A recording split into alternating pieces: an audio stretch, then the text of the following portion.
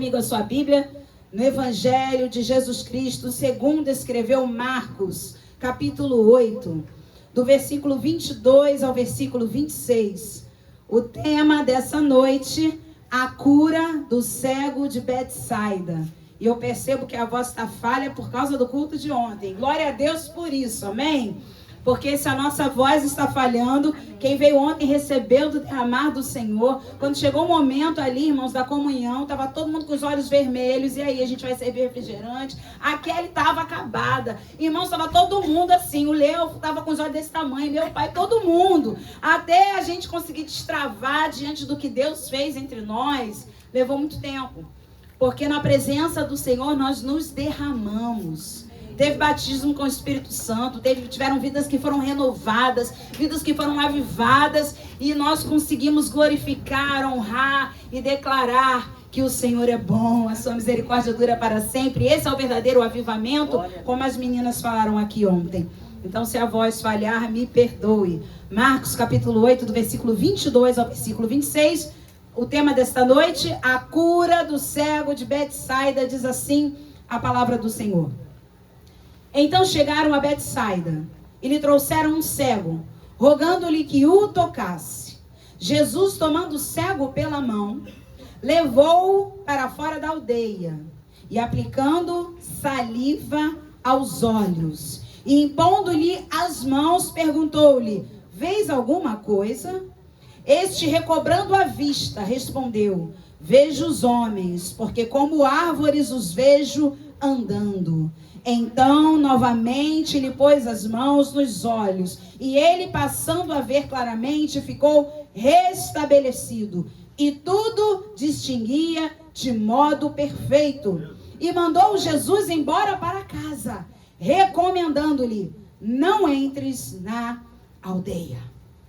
Irmãos, esta mensagem que o Senhor me confiou nessa noite é uma mensagem que ardeu muito em meu coração. Porque, apesar de estarmos aí, na minha parte, quase um ano falando de milagres, ainda existem coisas extraordinárias que o Senhor quer nos revelar. Amém. Nós falamos aqui da cura do cego de Jericó. Foi um milagre instantâneo. Foi uma cura imediata.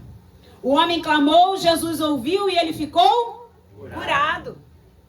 Nós falamos aqui da cura do cego de nascença, aquele que foi até o tanque de Siloé, que é uma cura participativa, ou seja, Jesus tocou os seus olhos com lodo, e Jesus fala para ele: agora você vai e se lava no tanque de Siloé, apontando para a parte humana, que precisa ser feita também algumas vezes.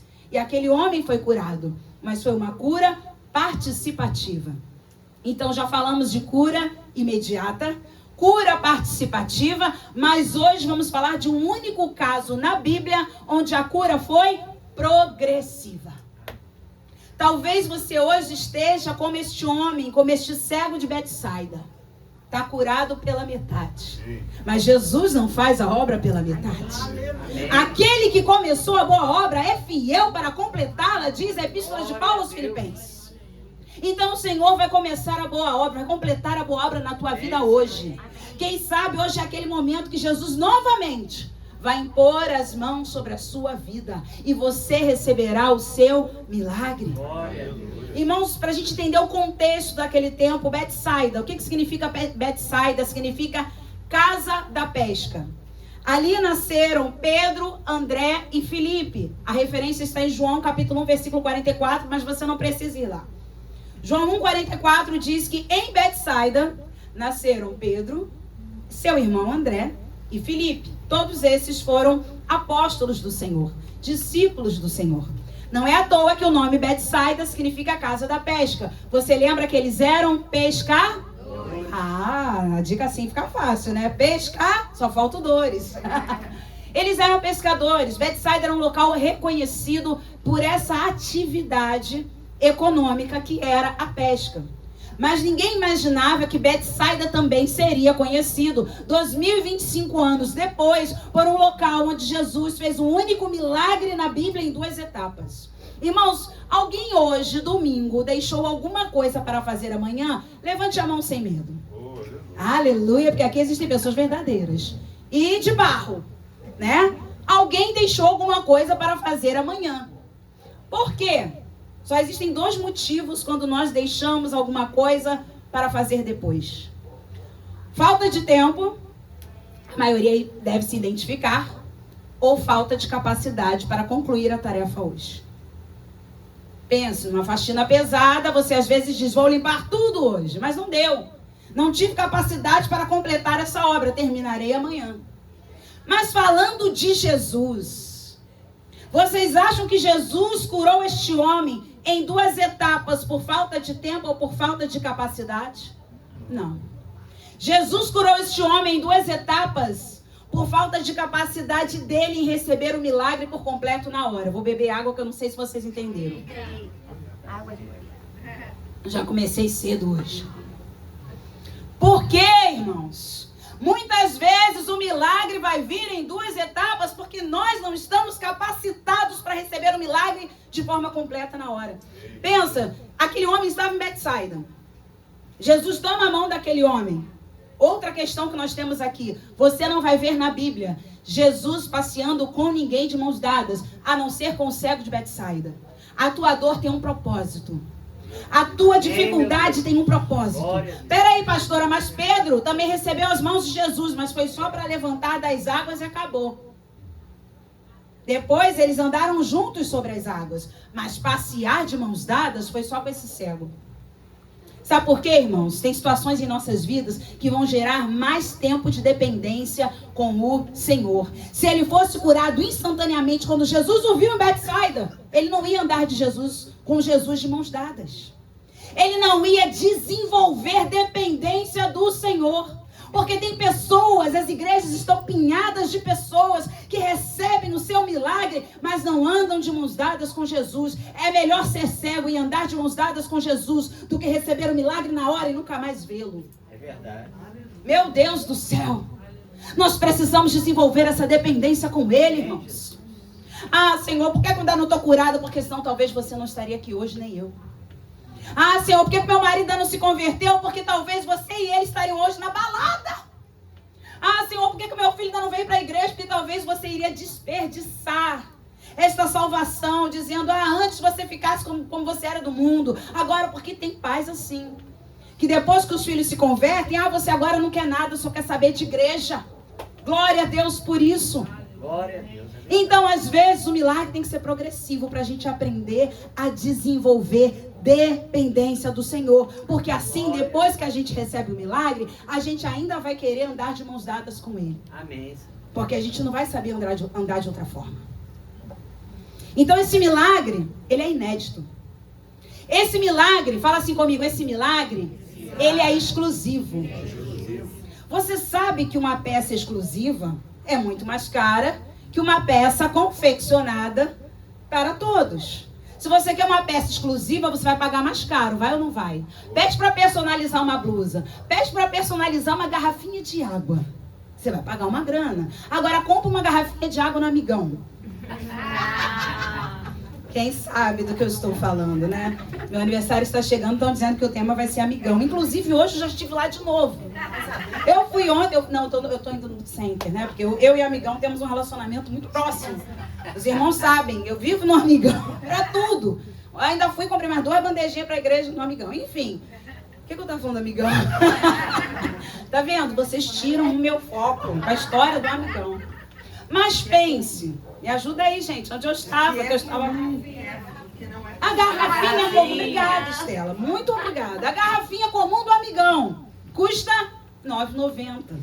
Uma personalizada da Gold Case custa 100 e alguns reais, 200 e alguns reais, da Stanley, enfim. Ou seja, tudo que é exclusivo, fica aqui comigo, tem um preço. Tudo que é exclusivo tem um preço. Esse homem... Deve ter chegado o momento que ele só ficou vendo os homens como árvores. Ele falou, comigo, pastor Luiz, tudo é mais difícil. Parece que só para mim tem um preço mais alto a pagar. Eu vejo todo mundo viajando, desfrutando. Eu não saio nem do pichincha. Para mim, tudo é mais complicado. Meu irmão, quem nunca falou isso? Quem nunca olhou as pessoas achando que todas elas estão desfrutando de algo que você ainda não tem e pensou, para mim é mais difícil, quem sabe esse homem... Ai, Jesus me tocou, colocou saliva nos meus olhos, agora eu vou ver. Aí Jesus não faz uma pergunta, que Jesus ama as pegadinhas. Vês alguma coisa? Eu estou vendo os homens como árvores. E ele pensou, não foi dessa vez. Para mim sempre é mais difícil. O que ele não imaginava é que o milagre dele era exclusivo. E tudo que é exclusivo leva tempo. Tudo que é exclusivo é caro. Tudo que é exclusivo tem um preço alto. E se você está sendo ainda trabalhado num milagre que você aguarda 5, 10, 15, 20 anos, é porque o seu é exclusivo. Você é de Betsaida. Oh, aleluia. Você vai declarar, eu já estive em Betsaida, mas hoje estou aqui completamente curado, com a família restaurada. Aleluia. Aleluia. Irmão, só para lembrar a vocês, você não precisa abrir. Lucas capítulo 9, do versículo 10 ao 17. Em Betsaida, Jesus alimentou mais de 5.000 pessoas com pães e peixes. Mas Betsaida sempre foi assim, pastora? Não. Eu não sei se você sabe, mas agora você precisa abrir comigo. Deixa marcadinho Marcos 8. Vamos em Mateus capítulo 11. Betsaida simplesmente esteve na lista das cidades impenitentes que Jesus condenou. Pastora, o que é uma cidade impenitente? Mateus capítulo 11.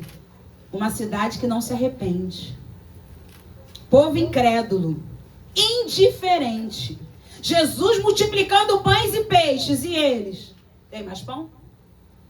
Jesus multiplicando pães e peixes, e eles? Sobrou para levar para casa? Ontem sobrou. Quem veio comer o bolo levou cada tarugo para casa, não foi? Cachorro quente da pastorinha também multiplicou. Refrigerante, tudo. Mas a gente não vem só por isso. A gente não vem com esse objetivo. O povo de Betsaida queria pão, queria peixe, queria levar coisa para casa, mas não queria Jesus. O povo de Betsaida viu a cura desse homem, mas não quis Jesus. O povo de Betsaida, fica aqui comigo um minuto, viu Pedro, André, Filipe se desenvolvendo no ministério ao lado de Jesus, mas não queria Jesus. Então eles entraram na lista de Jesus. Mateus capítulo 11, do versículo 20 ao 22. Passou então Jesus a increpar. O que é increpar? Repreender com dureza. As cidades nas quais ele operara, o que, irmãos? Numerosos milagres. Vem comigo, vocês não são de Betsaida não, amém?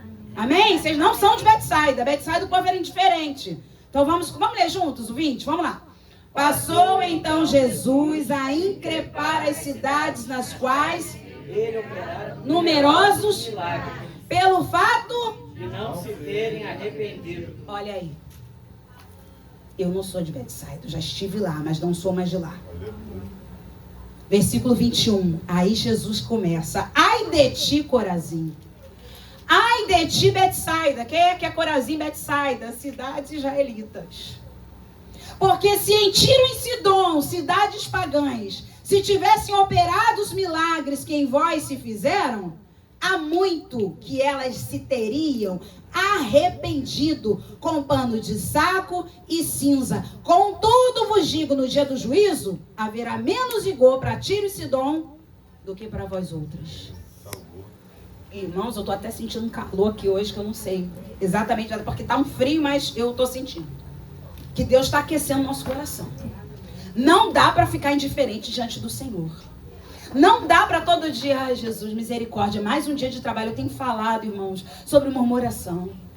A gente já começa a murmurar antes de deitar. Quer ver um negócio? Bota o bendito do despertador para despertar e vai olhar quanto tempo você tem para dormir. Isso acaba com o sono de qualquer um. 4 horas e 40 minutos, misericórdia, já está quase na hora de eu levantar. Treina o seu cérebro. Glória a Deus, que eu durma essas 4 horas e 40 minutos e que eu viva. Que tem muita gente que está dormindo e está morrendo. Ou que nem está dormindo. Então apresenta o que você tem diante do Senhor e diga, multiplica, Jesus. Multiplica as horas do meu sono. Porque é que nem férias, né, irmãos? Eu nunca vi. Você tira um dia para passear um período de férias, passa mais rápido que... Meu Deus do céu, não é verdade? Voa. Você não consegue nem, muitas vezes, perceber o que está acontecendo. Então, não dá para nós desenvolvermos uma vida de indiferença, ingratidão, reclamação, murmuração. Cristãos que só vivem oprimidos, cara fechada. Irmãos, treina aí um sorriso no rosto. Treina. Eita, que igreja linda. Olha, Daniel, né? Mesmo de barbinha, tá ali uma coisa lá sorrindo aí. Olha, gente, muda. O coração alegre formoseia o rosto. Aí agora os especialistas já descobriram isso. Se você seguir alguns especialistas em comportamento humano, eles vão dizer assim: você está se sentindo triste, abatido? Esboça um sorriso mesmo sem vontade. Você vai começar a perceber que quando você sorri, muda alguma coisa, dá vontade de viver. A Bíblia já fala isso há quanto tempo? Irmãos, Tiro e Sidom, cidades pagãs, receberiam menos rigor no dia do juízo do que Corazim e Betsaida. Só para te relembrar então, em Betsaida, Jesus multiplicou pães e peixes. Em Betsaida, Jesus curou o cego de forma progressiva. Em Betsaida, Pedro, André, Filipe saíram de lá para serem apóstolos de Cristo. E em Betsaida, como é que ficava o povo? Indiferente.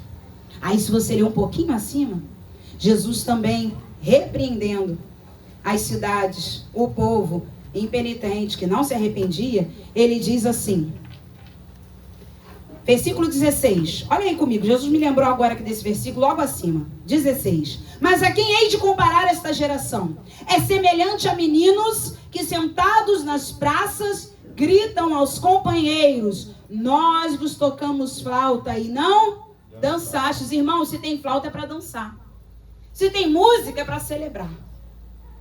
Aí ele continua dizendo, palavras de Jesus: entoamos lamentações e não pranteasteis. A Bíblia manda a gente chorar com quem chora, se alegrar com quem se alegra. Mas eles eram indiferentes.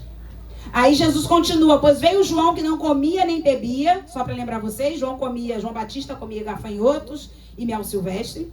E eles diziam, tem demônio. Veio o Filho do Homem, que come e bebe, e dizem, eis aí um glutão e bebedor de vinho, amigo de publicanos e pecadores. Mas a sabedoria é justificada por suas obras, e não pelas suas palavras. Por suas obras. Geração indiferente. A gente toca a flauta, vocês não gostam. A gente chora, vocês não gostam. O que é isso? O que está acontecendo? Quase que Jesus aparece e fala assim, mas eu gosto. Como a Ana ontem estava falando. Sobre muitas vezes nosso hábito de querer o culto da nossa forma. A hora de começar, a hora de acabar. Como pastores nós já ouvimos muitas coisas. Tem como começar mais cedo, tem como acabar mais tarde, tem como ser de manhã, tem como ser no meio da tarde. Irmãos, nós temos que orar. Os pastores, a conferência que a Ana Clara foi, eu assisti pela internet. E se eu não me engano, a pastora Helena Raquel falou sobre isso. Os pastores oram, pedem direção ao Senhor e o Senhor fala. E o rebanho faz o quê? Amém. Eu confio na minha liderança. Isso é saudável.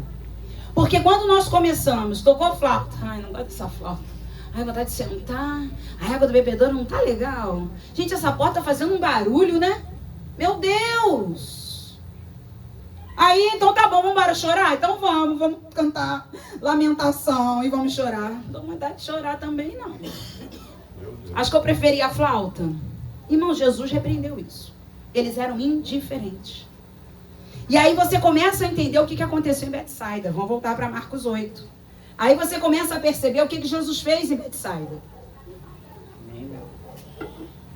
Vamos lá para o versículo 22. Porque, irmãos, qual é o contrário da indiferença? Só para você pensar aqui comigo. Qual é o contrário da indiferença?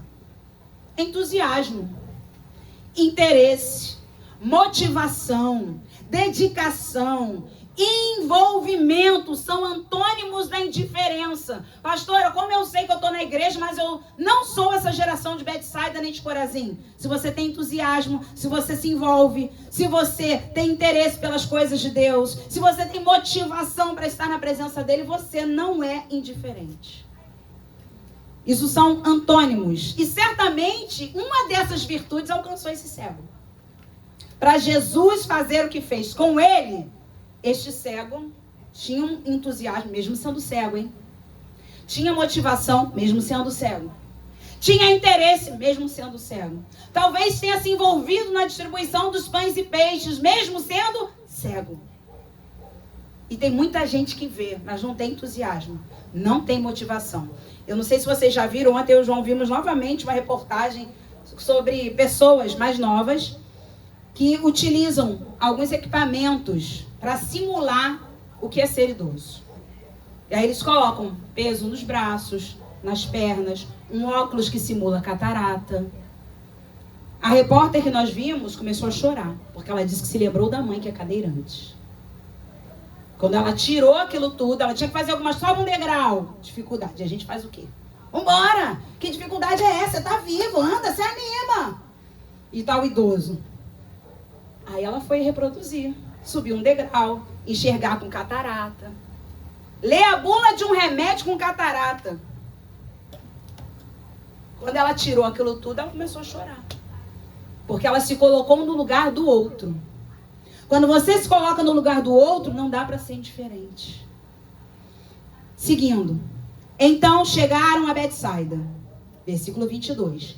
E lhe trouxeram um cego, rogando-lhe que o tocasse. Minha pergunta para nós nessa noite é: o que te trouxe até aqui? No caso daquele homem, foram outros homens. A Bíblia não fala que eram parentes. Não falam que eram amigos, mas falam que quando Jesus chegou em Betsaida, algumas pessoas levaram até ele um cego, pedindo, rogando-lhe que o tocasse.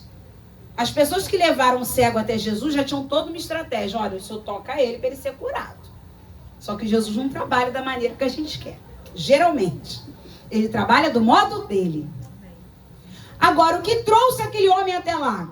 A cegueira. Muitas pessoas chegam na igreja por causa da enfermidade, por causa de um problema familiar, por causa de uma dificuldade espiritual, emocional, problema financeiro. Mas eu quero te dizer uma coisa: não importa o que te trouxe até aqui, importa quem vai te conduzir daqui para frente. Glória a Deus. A enfermidade me trouxe para a igreja. Jesus te pega pela mão, fala assim: tem problema não, vem cá. Vamos passear comigo? Vamos, só que vai ser em 2 etapas, tá? Vai ser logo assim que você quer, não. Quem sabe o que te trouxe até aqui foi uma dificuldade familiar. Muitas pessoas chegam na igreja por causa de briga com o marido, com os filhos, separação. Jesus também fala: não me importa o que te trouxe até aqui. Importa é que eu daqui para frente vou te levar. Amém. Aleluia. Alguém trouxe o cego até Jesus para que ele o tocasse. Assim como o cego, não importa o que ou quem nos trouxe até aqui nesta noite do dia 19 de outubro. O que importa é o que ele, Jesus, vai fazer conosco daqui para frente. Aleluia. Versículo 23. Jesus, tomando o cego pela mão, o que ele fez? Levou.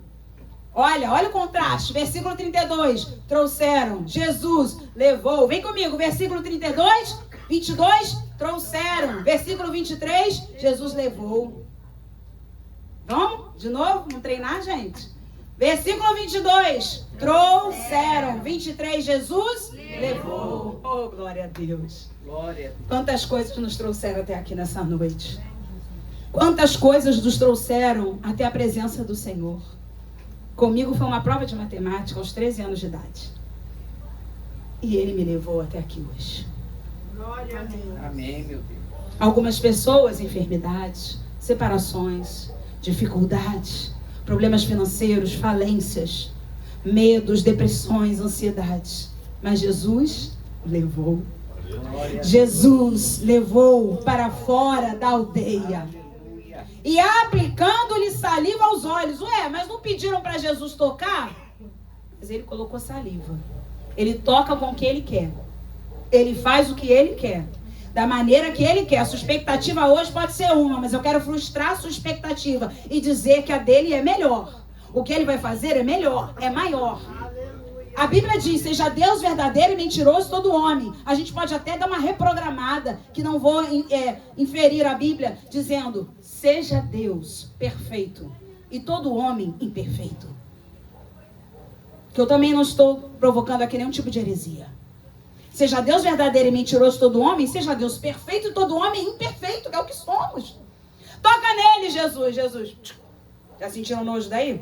Ah, ainda mais eu, né? Vocês já me conhecem. Assim como conhecem a minha fama com um amigão, já sabem que pegou... Eu não bebo no copo de outra pessoa. Só assim. Aqui, desse triângulo aqui, vai. Passou disso, não vou dizer que procede do maligno, mas passou disso, eu fico sem beber. Eu conheço algumas pessoas que vão comigo nessa onda também, tá? Sei que não estou sozinha neste barco, ainda bem. Agora pensa, Jesus vai, mas tudo que procede de Jesus, irmãos, é lindo. Jesus vai e cospe, pá, nos olhos do cego.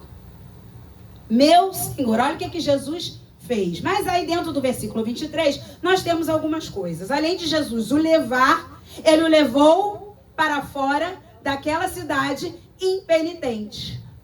Ou seja, da aldeia. O que Jesus estava fazendo? Vou te tirar do ambiente impenitente que você está, por falta de arrependimento dessa cidade, dessa aldeia, desse lugar, porque não é aqui que eu vou fazer. Eu vou fazer, mas não é aqui. Quando você sair desse lugar, eu faço. Meu Deus. Às vezes nós precisamos sair de certos lugares, irmãos, para começarmos a viver verdadeiramente os milagres do Senhor. Às vezes a gente teima em ficar em Betsaida. Ah, mas aqui eu comi pão, dado pelo Senhor Jesus. Aqui eu comi peixe que ele multiplicou. Ah, aqui é a cidade do Pedrinho, do Andrezinho, do Filipinho. Eu quero ficar aqui, eles vão voltar, eles são famosos. O que está te prendendo em Betsaida? Amizades, bebidas, drogas, prostituição. Irmãos, Betsaida não foi feito para nós. Se você vai entender isso no final da mensagem. Aliás, eu já vou falar porque eu não consigo guardar. Jesus fala, não volte na aldeia.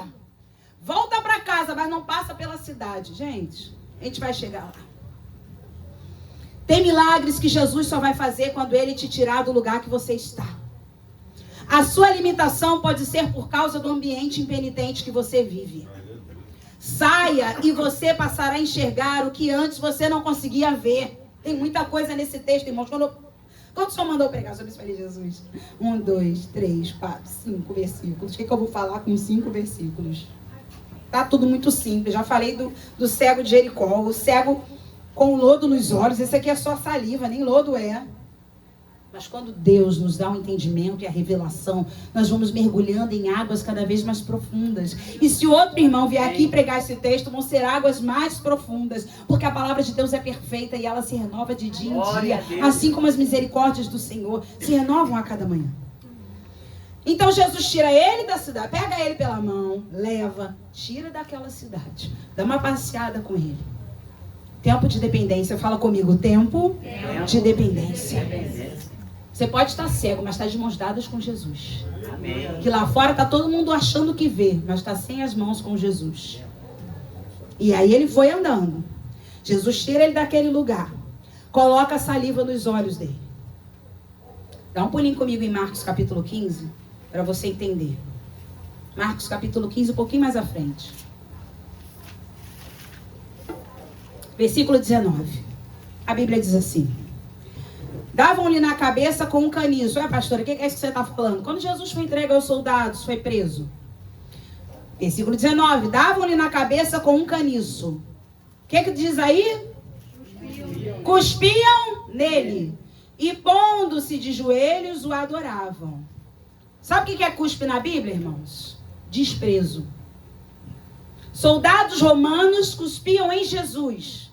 Para dizer para Jesus, nós somos maiores que você. Você é inferior a nós. Nós te desprezamos. Volta para Marcos 8. Pega aí, vocês estão aqui comigo, não estão? Vamos lá para a gente formar o que Deus está entregando para a gente nessa noite. Jesus, versículo 23, aplicou saliva nos olhos do cego. Mas lá no capítulo 15 de Marcos, Jesus teve o rosto cuspido. Hábito romano, costume romano, mostrando desprezível, nojento, sai do nosso meio, você é inferior. Então, pastora, você está dizendo que Jesus cuspiu no cego, mostrando que o cego era inferior a Jesus? Fala assim, Obrigada, pastor, sabia que ele ia fazer bem forte, que é a cara dele, né? Vamos lá, pastor? Obrigada. Vamos lá, igreja? Jesus não cuspiu no cego, Jesus cuspiu na cegueira. Jesus estava falando para a cegueira: eu sou maior que você. Eu te desprezo. Você é inferior a mim. Você está submissa a mim. Aleluia. Aleluia. Olha que coisa linda, irmãos. Jesus cuspiu na cegueira e não no cego, porque Jesus não despreza ninguém. Ao contrário do que fizeram com ele lá na cruz. Cuspindo, zombando. Até hoje, irmãos, pessoas quando brigam, muitas vezes cospem no outro. O que significa isso? É algo legal? Não, é dizer: você é desprezível. Jesus pega a saliva e fala para a cegueira: você é desprezível diante de mim. Você é desprezível diante de mim. Você é desprezível diante de mim. Aleluia. Aleluia. Desprezo e superioridade sobre as enfermidades. Jesus mais uma vez mostrando a que veio. E Betsaida não entendia. E Betsaida indiferente. Que horas tem? Está na hora de ir para casa? Irmãos, eu ficava bobo. Eu fico boba. Eu estou vendo o cenário como se eu estivesse lá, né? Olha eu já conjecturando tudo. Incrível como os fariseus acabavam de ver um milagre e falavam assim: como é que a gente vai prender? Eles não ficavam surpresos com a cura, não.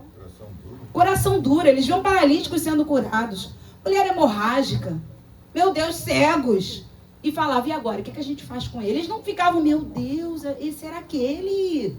Como ele fez isso? Ele só pode ser o filho de Deus. E indiferente. Assim como Betsaida. Vamos lá. Aí a gente continua nesse versículo 23, que tem muita coisa. Jesus o tomou pela mão, levou para fora da cidade. Lembrando que Jesus vai nos tirar de certos lugares para fazer a obra. Colocou saliva nos olhos. Jesus não estava cuspindo no cego, mas cuspindo na cegueira. Impondo-lhe as mãos, perguntou-lhe: vês alguma coisa? Jesus sabia que ele não estava completamente curado. Mas ele estava melhor do que quando chegou. Pegaram? Não. Deixa eu explicar para vocês. Talvez você não esteja nesta noite como você gostaria de estar, mas você está melhor do que quando você chegou na presença de Jesus. Glória a Deus. Meu Deus. Aí dá uma animada, porque a gente começa a pensar: gente, é verdade? Ainda estou com diabetes, mas está melhor do que quando eu cheguei. Ainda estou com pressão alta, mas estou melhor do que quando eu cheguei. Ainda estou com a família meio ruinzinha, mas está melhor do que quando eu cheguei. Meu emprego ainda está só Jesus, mas está melhor do que quando eu cheguei.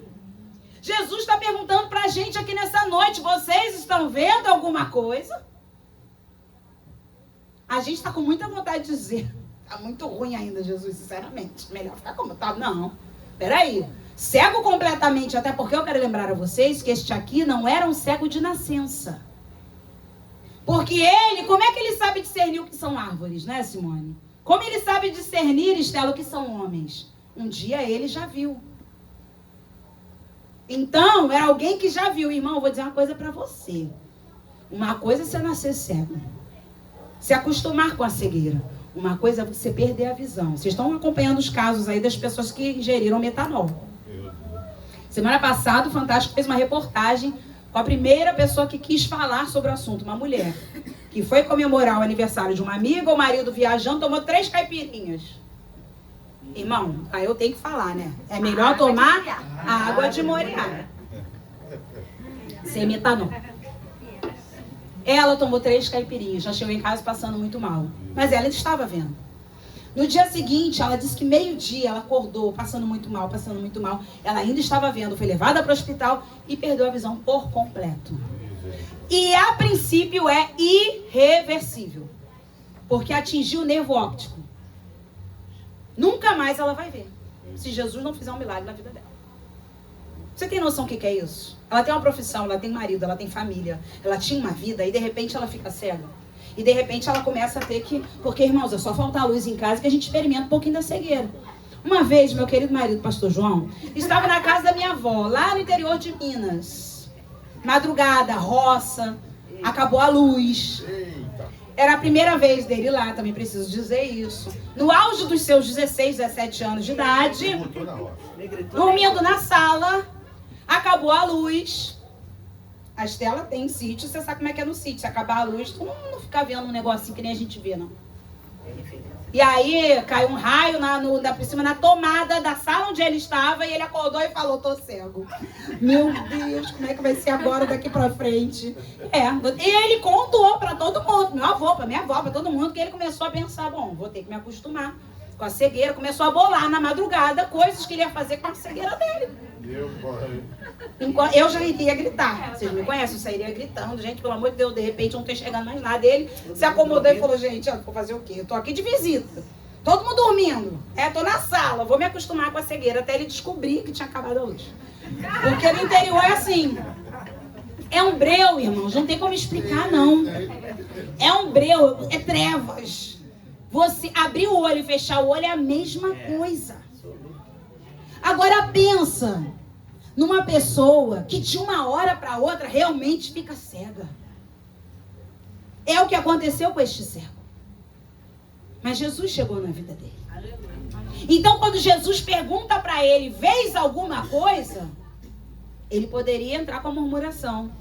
O que ele pensou? Tem a história daquele homem que se lavou no tanque de Siloé. Lavou, estava vendo. Vamos para o versículo 24. Este recobrando, fala comigo, recobrando. Fala comigo, a caminho. Oh, aleluia, fala comigo. Ele via, mas não tinha discernimento. É isso aí, gente, é para falar mesmo. Recobrando a vista, respondeu, vejo os homens, porque como árvores os vejo andando. Esse recobrando é o processo. Recobrando é quando você recebe de volta o que se perdeu. Olha aí, ele nunca foi cego de nascença, não. Ele discernia árvores, ele discernia homens. Ele poderia ter dito, Jesus, não, peraí. Eu não estou vendo por completo, tá tudo borrado, eu estou vendo como se fossem árvores. Ele falou verdadeiramente o que ele via. Recobrando a vista, ele disse, vejo os homens, porque como árvores os vejo andando. Ele não murmurou. Ele falou, tô melhor do que antes. Para quem estava no breu, que nem o pastor João. Para quem não estava vendo nada, ele falou, peraí, consigo discernir. Se você fechar um pouquinho os seus olhos assim, você começa a perceber que a sua visão não está perfeita, mas você disser, que nem mais ou menos quem tem miopia, né? Você vê um borrão, não é? Quem tem altos graus de miopia fala isso, tirou o óculos, ele sabe que tem um negócio, mas não sabe o que é. Vê, mas não discerne. Vocês não estão entendendo, né? Eu sei que hoje está dando uma molezinha, mas eu vou explicar de novo. Você sabe o que é você ver, mas não discernir? Você sabe o que diz 2 Coríntios capítulo 4, versículo 4? O Deus, com letra minúscula, deste século, cegou o entendimento. Ué, pastor, não teria cegou os olhos? Não, cegou o entendimento. O Deus deste século cegou o entendimento desses homens naturais, para que possam ver e não compreender. Ver é uma coisa, discernir é outra. Lá fora todo mundo vê, mas ninguém discerne nada. Discernimento de espírito é algo que o Senhor precisa nos conceder como dom, e existe esse dom. Chega alguém perto de você e você já discerne, não é coisa boa. Chega alguém perto de você e Jesus fala, ajuda.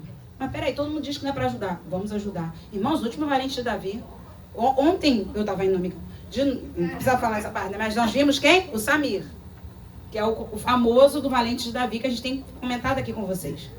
Estava ele ali no Peixinhos. No último Valente de Davi, que nós nos abaixamos, porque ele já estava dormindo, ele quis conversar, contar que está vendo demônios, ele está diminuindo o uso de drogas, por causa da quantidade de demônios que está aparecendo para ele. Lembrando que ele não é crente. Então ele não fala demônios, ele fala coisa ruim, né? Algum capiroto, não capiroto não, acho que é coisa ruim, esse é Wagner Montes, né? Mas enfim, eu só troquei aqui as pessoas. Mas ele fala, então ele diz, estou tendo que diminuir. Porque para mim está muito difícil, né, Paulo? Eu vejo, eles aparecem para mim. Nesse momento, então todos nós estávamos como? Querendo nos aproximar, né, pastor Luiz? Como a gente faz no Valente de Davi, do Samir, e todos assim. Ele diz assim, já fiz muita coisa ruim para muita gente. Eu falei, sangue do cordeiro. Já dei uma pequena levantada e disfarcei. Manu com o meu telefone que estava filmando, gravando, Manu pega o telefone e coloca aqui. Eu já saltei, eu falei, meu Deus do céu. Assim, mas mantendo a gente mantendo a pose, né? E logo nesse valente estava eu, Manu, Zeldinha, João e o Paulo. O pastor Luiz estava trabalhando, não tinha conseguido chegar. Foi Vassouras nesse dia? Né? Estávamos nós 5. Um frio, irmãos. Como dizia minha avó, um frio que Deus dava. A gente ali nascendo, no centro daquele pichinche, e ele declarando tudo que ele fez de ruim. Aí eu vi que ele não tinha um dedo, já tinham cortado um dedo dele, porque ele roubava, né? Então geralmente fazem o quê? Cortam. Aí a Zelda viu que ele não tinha outro dedo, irmãos, a gente já visitou ele várias vezes, eu nunca tinha visto isso. Falei, meu Senhor, mas Senhor, tá tudo bem, o Senhor tá com a gente aqui. E aí o Paulo orou por ele, o pastor João orou por ele. E aí, irmãos, foi quase um gabinete coletivo com aquele homem. E eu tenho certeza que Deus tem um propósito na vida deste homem. Ainda que progressivo.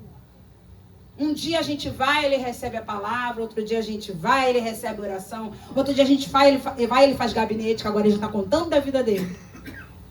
E mesmo com esse medo ali que a gente sentiu na hora, que não teve como, ele sentado e dizendo todos os males que ele já fez nesse mundo, eu falei, meu pai, só falta agora ele se levantar e dizer, agora vocês são os próximos, né?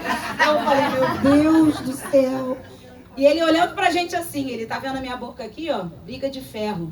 Por causa de um pedaço de ferro, briguei com o companheiro semana passada. Como é que tá minha boca? Aí ele levantou, irmãos, tinha perdido os dentes, só que tava tudo machucado. Eu falei, Senhor, tem misericórdia. Aí eu falei, Samir, você tá orando, Samir? Aí ele, não, eu acordo de manhã, aí eu confesso, eu tô esquecendo de orar. Eu falei, você precisa orar, esses demônios precisam se apartar de você. Aí João citou até meu pai pro Samir. Ó, vou te ensinar uma coisa que meu sogro me ensinou. Quem tá na rua, se quiser, não precisa passar fome. Pede às pessoas R$1. Posso varrer sua calçada? Me dá R$1. Se você varrer 10 calçadas, o João comigo. Gabinete foi total.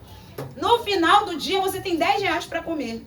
Ele, mas você sabe que isso é uma ideia boa. Ele pro João, é verdade isso. É o João, então não precisa ficar nessa vida assim. E aí, irmãos, nós temos trabalhado nesta vida em oração e eu creio que ele vai viver exatamente isso. Ele pode não estar discernindo ainda todas as coisas, mas ele vai discernir. Ver não é discernir. Ver não é discernir. Porque o Deus deste século tem cegado o entendimento. Irmãos, o homem tem família. Eu não vou falar aqui, mas ele disse até a rua que ele mora, ele tem mãe, ele tem família. Aí ele, porque eu tô velho, 44 anos, eu pensando, gente, mas em dezembro eu faço 44. Foi, irmãos, foi assim. Foi como diz a Ana Clara, que foi o lacre. Pra completar, porque pra mudar de vida, eu falei, que é isso, Samir? Não, 44 não é velho, não. Eu falei, não é não. Dá pra você viver muito ainda. Tem igreja aqui pertinho, Samir. Eles vão te ajudar. Vai indo na igreja, vai ouvindo a palavra. Que 44 é velho? Não. Eu tava lá. Não tem como isso. Irmãos, a esperança. Há esperança de parar de só ver para começar a discernir. Cegueira de entendimento é obra de Satanás. Pessoas que Deus manda ajuda. Foi o que aconteceu naquele momento. Eu levantei que eu pensei, bom, pelo menos um aqui vai ter que ficar de pé, né? Porque se ele quiser derrubar, fazer alguma coisa... Mas sabe quando o Espírito Santo te dá o discernimento e diz, pode ficar. Nós ficamos ali bastante tempo, né, Paulo? Tô falando, ele recebeu não sei quantas orações. Zeldinha conversou com ele, como Deus falou com a gente, né? E Deus ali manifestando a glória dele conosco também. Então, quando você tem discernimento do Espírito, você ajuda quem ninguém dá nada. Porque as pessoas passam e ficam assim... Todo mundo passa, se assusta, né? Quem vai no Valente da Vieto, claro, vê um grupo de pessoas com uma sacolada, cobertor, a Zelda, irmãos, leva cobertor, aqueles cobertores na sacola, igual mochila. Ela pequenininha, ela leva aquele sacão nas costas.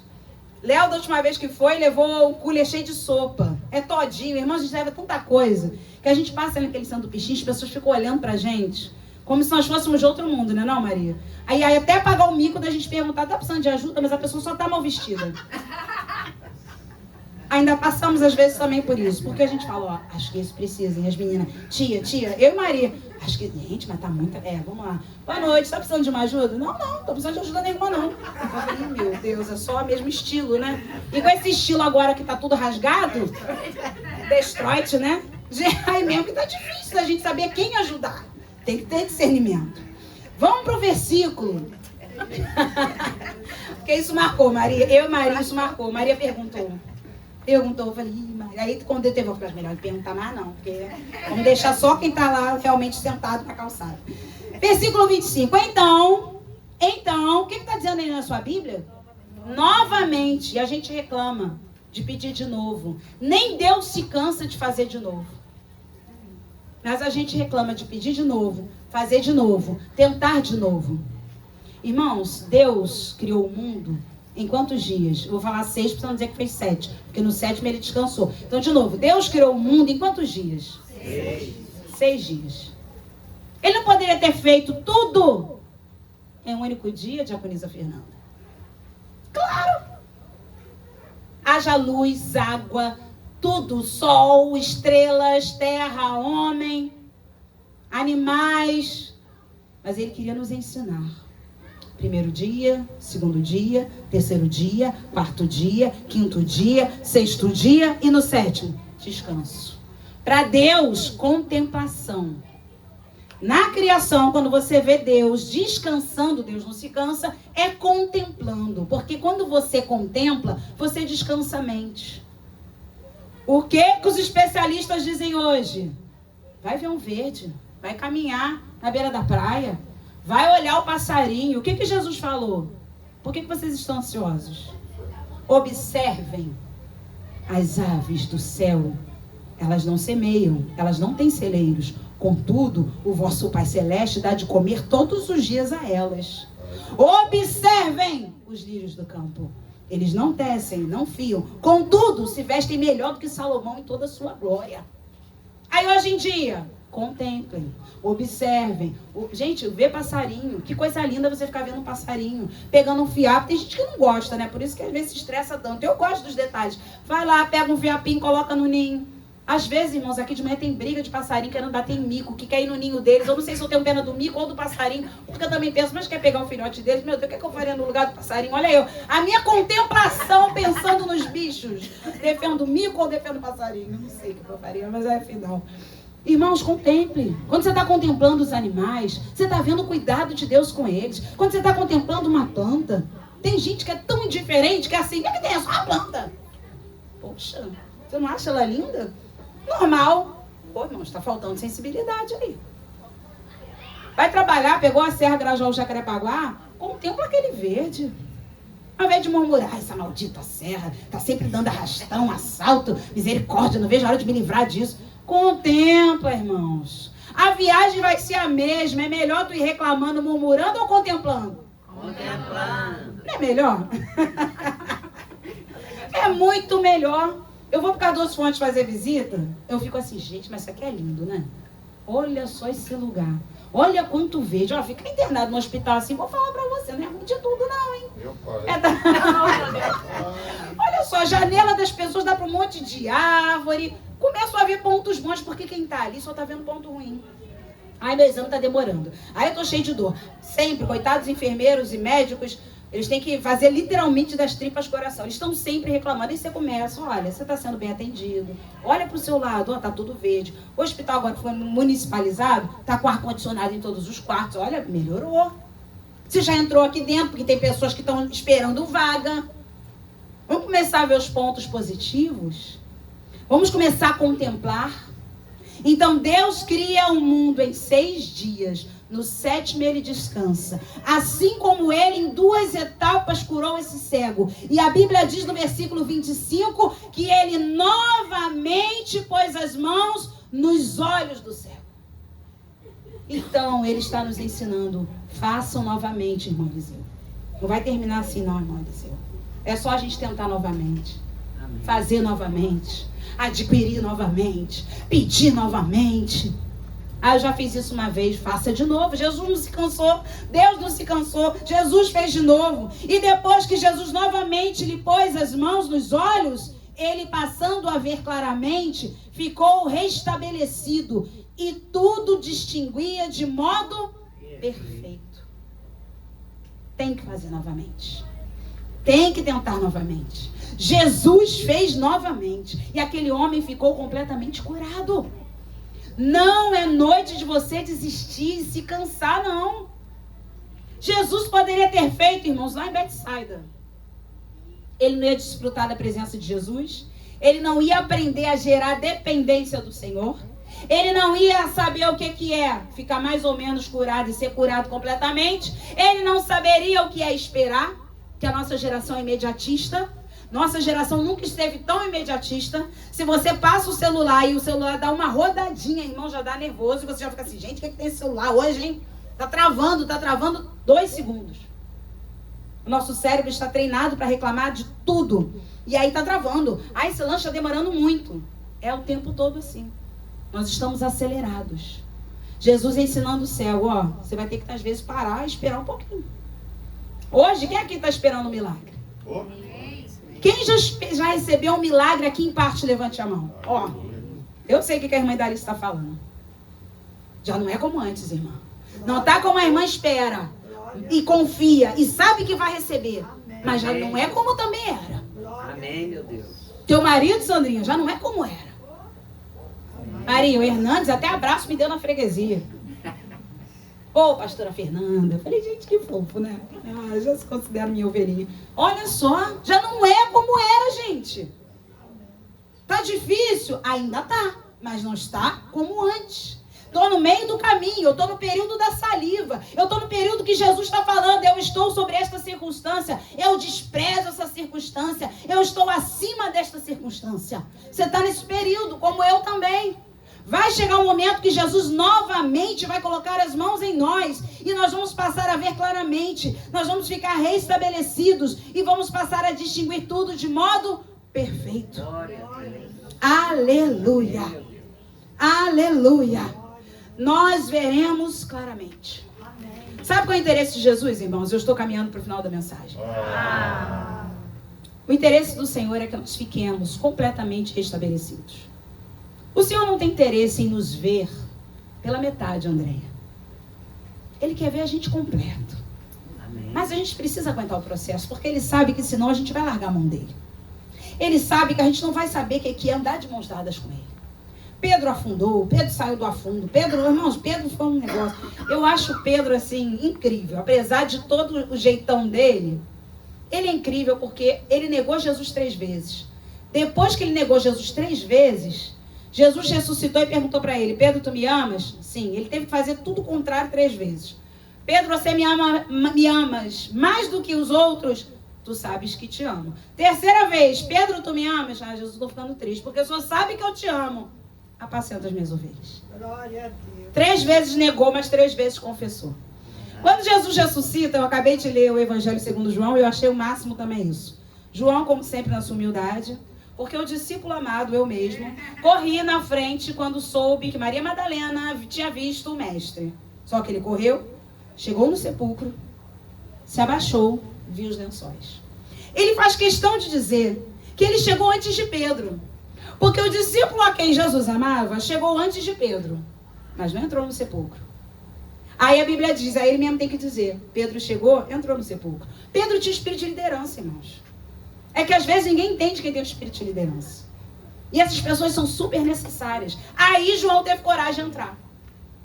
Aí João falou, Pedro entrou, eu entro também. Pedro, quando houve a decisão de quem ocuparia o lugar de Judas, Pedro falou, a gente precisa resolver isso. Nós somos 11. Jesus instituiu 12. Quem vai ser escolhido? Olha Pedro já se levantando como pastor daquele grupo. Não foi João. Mas é como eu costumo dizer, só João aguentou a ilha de Patmos escrevendo Apocalipse. O Senhor nos usa de acordo com nosso comportamento, nosso temperamento e o nosso jeito. Você não pode querer ser o outro. Nós não podemos querer ser como o outro. Porque é do nosso jeito que Deus vai nos usar. Eu não estou falando aqui aprovação de pecado, não. Eu estou falando aqui que nós às vezes queremos ser como o outro. E às vezes as pessoas acham, você é muito explosivo, você é quieto demais. João era quieto demais, por isso aguentou o Apocalipse, lá na ilha de Patmos preso. Morreu velhinho. Será que numa prisão você ia ficar vendo um monte de coisa, cavaleiro, diabo, besta, anticristo e... Eu, João, aquele a quem Jesus amava, porque ele nunca esquece disso. Estou aqui na ilha de Patmos preso. E as igrejas estão tudo lascadas. Jesus está falando, você, Pérgamo, você, Laodiceia, você. Só Filadélfia que deu uma melhorada. Ele vendo isso tudo e escrevendo. Será que Pedro aguentaria isso? Não. Pedro ia querer socar o anticristo. Decepar a besta. Cadê minha espada? Eu tenho que matar essa besta antes que ele acabe com a igreja. É o ímpeto de cada um, irmãos. A gente condena às vezes as pessoas. Fulano é muito assim. Se nós fôssemos todos iguais, misericórdia, eu não me aguentaria. Será que você se aguentaria? Conviver com uma pessoa igualzinha a você? Já percebeu como é que é casamento? Um diferente do outro. Porque se for igual, separa. Então é um diferente do outro, para haver equilíbrio. O que é corpo de Cristo? Todo mundo é unha? Todo mundo é cabeça? Todo mundo é braço? Por isso que forma o corpo. Mas, pastora, coitadinho, quem é unha não presta, né? Não presta, não? Fica com ela inflamada pra você ver. Acaba com o teu dia. Você só vai lembrar da unha inflamada. A Kelly passou por isso há pouco tempo. Chegou aqui no discipulado, Kelly estava arrasada. Era uma unha inflamada, cheia de dor. Ué, mas não era a unha que você diz que é desprezível no corpo de Cristo? Se ela inflamar, a gente sente. A intenção de Jesus é que nós possamos distinguir tudo de modo perfeito. E não é sobre quantidade, árvores. É sobre qualidade, discernimento. Jesus não quer que você veja muitas coisas. Jesus quer que você discirna todas as coisas. Percebe a diferença? Jesus não quer que a igreja viva vendo muitas coisas. Ele quer que nós venhamos a discernir todas as coisas. Tem pessoas que veem tudo, mas não discernem nada. Irmãos, tem gente que não é possível. Sabe quando a gente diz assim, não vê um palmo à frente do nariz? Tem gente que vive assim. O perigo tá ali, mas a pessoa se lança. Você fala, gente, eu não tô acreditando que vai cair de novo. Não tem discernimento. Vai cair nessa cilada de novo. Vai se envolver com gente do mundo de novo. Tá namorando a pessoa de novo que vai lá. Ah, não dá. Não tô acreditando nisso. Vê tudo, mas não discerne nada. Ah, não. De novo, ela pegou o dinheiro todo que recebeu e já gastou tudo nas bets. Você acha que não? Ouve a melodia. A quantidade de cristãos que os pastores estão atendendo, viciado nas bets. Pastor João tem ensinado isso aqui, inclusive no nosso curso de educação financeira à luz da Bíblia. Sou aluna simples. 30% dos cristãos no Brasil. 30% dos cristãos no Brasil apostam nas bets. Gastam todo o seu dinheiro. Pergunta se são dizimistas. Pergunta se são ofertantes. Pergunta se estão devendo a Light, a Sedai. Pergunta se o armário está cheio de compra. Irmãos, de novo, vê tudo e não discernir nada. Vê tudo e não discernir nada. Versículo 26. E eu convido o louvor. E mandou Jesus para onde, gente? Embora. Não, para Betsaida. Você sabia que ele não morava em Betsaida? Jesus mandou ele embora para casa, recomendando-lhe: não entres na aldeia. O que ele estava fazendo em Betsaida, Estelinho? Ele não morava lá. Ele não era de lá. Cuidado que Betsaida quer te prender. Betsaida quer dizer que a única passagem é por ela. Betsaida quer dizer que não existe casamento sem traição. Betsaida quer dizer que não existe prosperidade sem roubar, sem defraudar. Betsaida quer dizer para você que você precisa passar a perna em alguém para conseguir alguma coisa. Betsaida quer dizer para você que só as pessoas do mundo vão te dar alegria. É tudo mentira de Betsaida.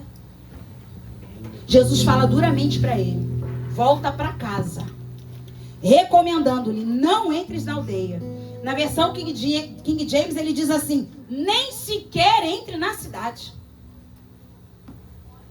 Em outras versões diz assim: e não fale nada para ninguém de lá. Olha só. Se a gente fechar esse combo, Jesus deu 3 ordens a ele: não volta lá, não volta para casa, não entra na cidade e não fale com ninguém de lá. Aí você pensa assim: poxa, é muita coisa para quem acabou de ser curado. Mas nenhuma ordem de Jesus se choca, não. As ordens dele se completam. Voltar para casa é: volte a ser feliz, volta para tua família, vai cuidar das coisas de Deus, volta para a igreja. Não entre em Betsaida, aquele lugar não te pertence. Você não é de Betsaida. Aquilo lá é gente indiferente, incrédula. Aquilo lá está debaixo de juízo. Você vai voltar para lá? Não fale com ninguém de lá. Não se contamine. Não precisa contar o que eu fiz para Betsaida, porque eles nunca acreditam mesmo. Eles são indiferentes. Hoje o Senhor está nos dando algumas ordens. Nós vamos voltar para casa. sem passar por Betsaida. Glória a Deus. Jesus quis dizer para aquele homem que ele, preste atenção agora nesse final, ele podia chegar onde Jesus mandou, sem pisar onde Jesus não queria. Você vai chegar onde Jesus mandou, sem pisar aonde ele não quer. Amém. Sem casas de apostas, sem casas de prostituição, sem igrejas erradas, sem lugares que Deus não está presente, sem maracutaia, sem mentira, sem roubo, sem violência. Você vai chegar onde Jesus quer, sem pisar aonde ele não quer. Glória a Deus. Fale comigo assim: eu vou chegar onde Jesus quer, sem pisar onde ele não quer. Vamos ficar de pé nesse momento. Amém.